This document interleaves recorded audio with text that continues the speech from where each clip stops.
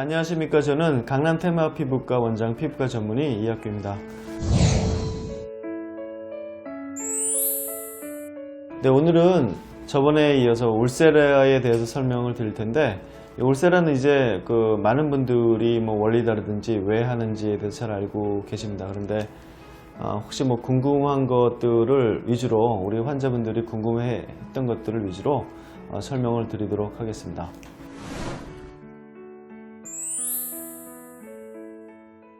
지금 질문은 이제 리프팅을 환자분들이 하러 왔을 때 어떤 경우에 울세라를 권하느냐. 이제는 과거와 다르게 울세라만이 리프팅을 할 수 있는 기계가 아닙니다. 병원에는 여러 가지 도구도 있고 방법도 있습니다. 그래서 일단 저희가 첫 번째 생각하는 거는 리프팅을 하는데 적어도 리스크를 안지 말자. 리스크라는 거는 부작용이 없는 치료를 먼저 생각하는 게 맞을 것 같습니다. 요게 의사들에 따라 가지고 호불호는 갈립니다만, 가장 리스크가 적고 부작용이 적은 것들은 역시 레이저가 아닐까 생각이 돼요. 칼을 살에 대든지 아니면 주사를 찌르든지부터 아니면 이물질을 넣는 순간부터는 부작용의 가능성이 아무래도 침습적인 치료이기 때문에 좀 늘어나죠. 그래서 일단은 울세라를 권하는 것은 리스크 없이 하자가 첫 번째일 것 같습니다. 물론 부작용이 없는 치료는 없겠지만 그 중에서도 우리가 얼마든지 예방을 할 수 있는 게 울세라이기 때문에 첫 번째는 안전하게 치료하는 리프팅이 울세라인 것 같습니다. 그래서 울세라를 권하고,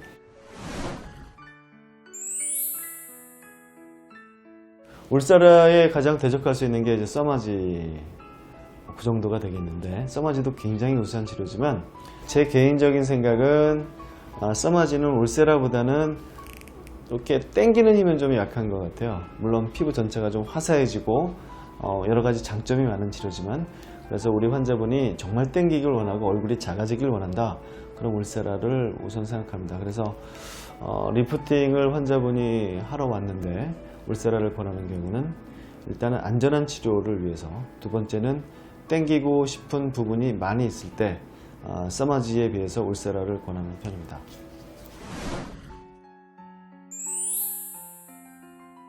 지금 질문은 이제 울세라의 작용 기간, 또 대부분 궁금해하시고 대부분 다 아시리라 생각이 되지만, 저도 자신이 이제 울세라를 받아봤거든요.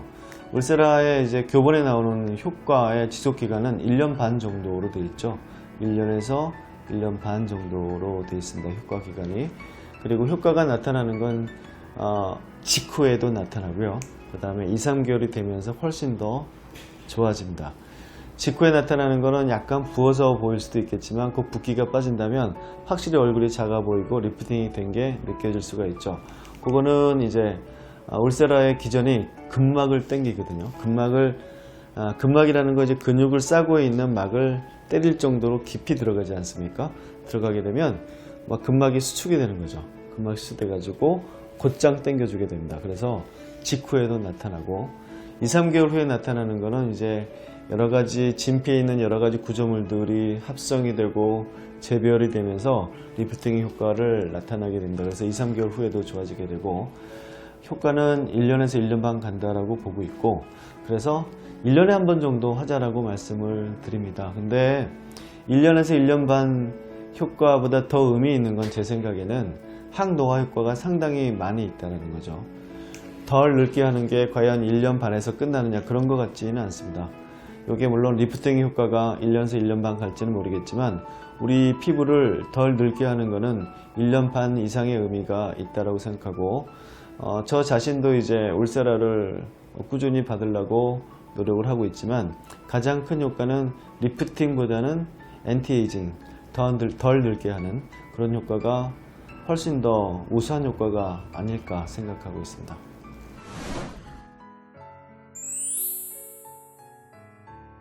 젊은 분들이 이제 울세라를 하는 경우에 대해서 질문이 들어왔는데, 젊은 분들도 요즘 깜짝 놀랄 만큼 많이 하죠. 어떻게 보면 오버 트리트먼트가 아닌가, 좀 과한 게 아닌가 생각이 들 수 있지만, 어떻게 보면 미용적인 것들은 연세가 좀 드신 분들도 필요하지만 젊으신 분들도 상당히 좀 많이 필요한데, 20, 30대에 울세라를 하는 경우에는 본인이 좀 살이 좀 많이 쪘다든지, 아니면 요즘 다이어트들 많이 하잖아요. 살이 쪘다가 빠져서 늘어져 있는 경우, 그리고 단순히 얼굴을 작게 하고 싶다.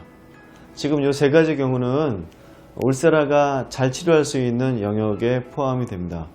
얼굴을 작게 만들고, 그 다음에 처진 거, 다이어트를 심하게 해가지고 처졌던 얼굴이 컴팩트하게 만들고, 이거는 울세라가 굉장히 잘 치료할 수 있는 영역에 들어가는 거라서, 이제는 과거에는 이제 울세라 그러면 40, 50대, 60대에 어르신들이 많이 했죠.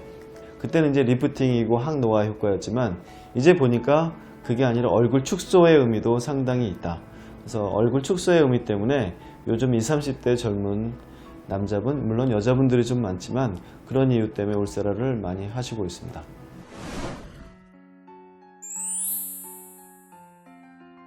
이제 샷수가 있죠. 울세라는 샷수가 있습니다. 그래서 이게 몇 샷이 몇 하는 게 중요한가 보는데, 보통 이제 500샷을 우리가 기준으로 하고 있습니다. 500샷을 하고 있는데, 아시다시피 울세라에는 두 가지 팁이 있잖아요. 깊게 들어가는 팁하고 좀 낮게 들어가는 팁이 있는데, 우리가 리프팅의 효과를 좀 극대화하기 위해서는 역시 깊이 들어가는 걸 좀 많이 씁니다.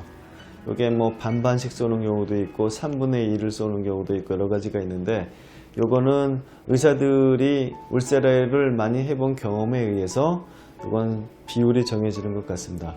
회사 자체에서 이제 연구한 것들도 나오지만, 그게 서양 사람들을 기준으로 연구한 것도 많이 있고, 그래서 실제로 많이 해본 의사의 손끝에서 이제 결정이 된다라고 보는데, 500샷을 기준으로 좀 많이 하고, 근데 얼굴이 아주 크신 남자분과 얼굴이 굉장히 조그만 여자분이 언제나 샷수가 같을 수는 없을 거고요.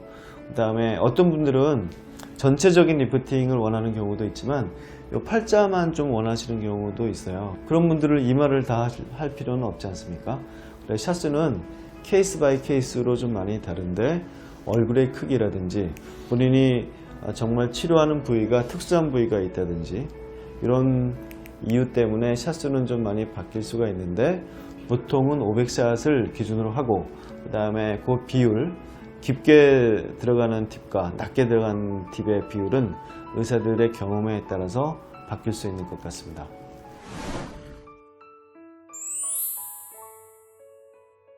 요즘은 이제 그 외국에서 오시는 분들도 많이 있거나, 아니면 국내에 계셔도 시간을 좀 많이 낼 수 없는 분들이 많이 있으시거든요. 그래서 울세라는 단독으로만 치료해야 되는가에 대한 거, 과거에는 그냥 울세라가 센 치료이기 때문에, 그리고 비싼 치료이기 때문에 울세라만 하고 아무것도 하지 않았는데, 요즘은 그렇진 않습니다. 이제 미백도 치료한 경우도 필요한 경우도 있고, 잡티도 좀 많으신 경우도 있고, 잔주름이 있고 표정주름이 있는 경우도 있고, 그 다음에 여드름 흉터도 있는 경우도 있기 때문에 너무 무리가 되지 않은 상태에서 이런 치료들을 좀 같이 컨비네이션 하고 있죠. 그래서 가장 많이 쓰는 게 레블라이트 레이저라고 그래가지고 미백하는 레이저를 같이 하든지, 아니면 프랙셔널 레이저를 또 많이 씁니다. 울세라와 같이. 프랙셔널 레이저는 흉터라든지 아니면 모공이라든지, 그 다음에 잡티도 좀 많이 없앨 수 있는 기능이 있기 때문에 이것도 많이 쓰고, 그 다음에 리프팅을 하는데 피부색도 좀 더 많이 좋아지고 싶다. 그럴 때는 써마지도 같이 합니다. 울세라와 써마지도 같이 하게 되는데, 써마지를 같이 하는 거는 써마지의 장점도 살리고 울세라의 장점도 살리는 거죠. 울세라의 가장 큰 장점은 리프팅을 잘 하는 거고, 써마지의 장점은 리프팅도 하고 피부색도 좋아지는 겁니다. 그래서 같이 하기도 합니다. 그래서 요즘은 시간이 많이 없거나 많이 바쁘시거나 외국에서 들어오셔가지고 곧 출국을 하셔야 되는 경우에는 여러 가지 레이저를 같이 울세라와 같이 할 수가 있습니다.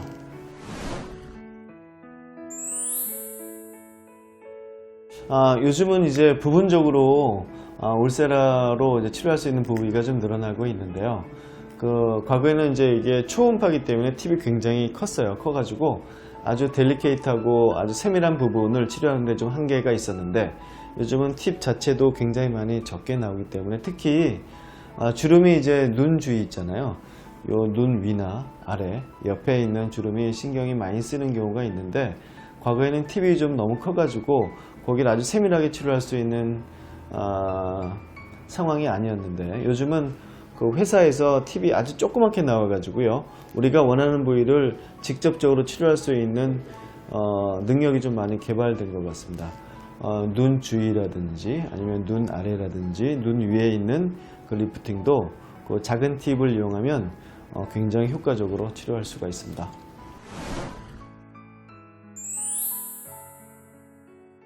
그 좀 전문적인 질문인데 그 울세라를 치료할 때 이 팁이 이제 어느 방향으로 하는가에 대해서 좀 많이 궁금해하실 것 같아요.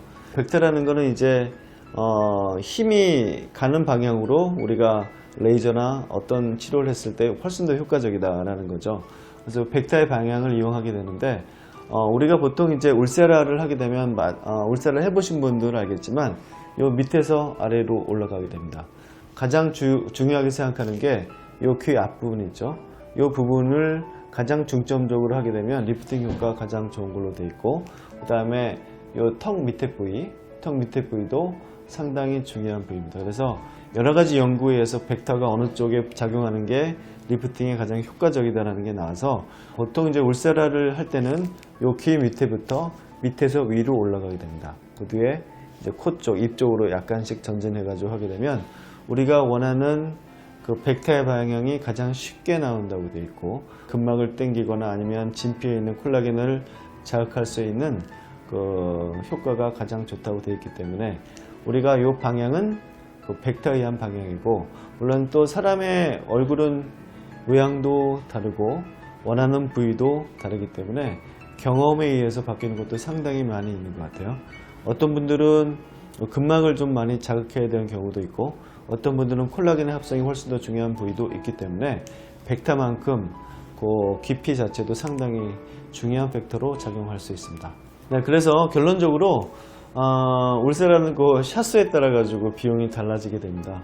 그래서 무조건 많이 쓰는 게 좋은 거는 아니고, 굉장히 많은 돈을 들였다고 좋은 건 아니고, 필요한 부위에 그 다음에 필요한 샷수를 쏘는 게 가장 중요할 것 같습니다.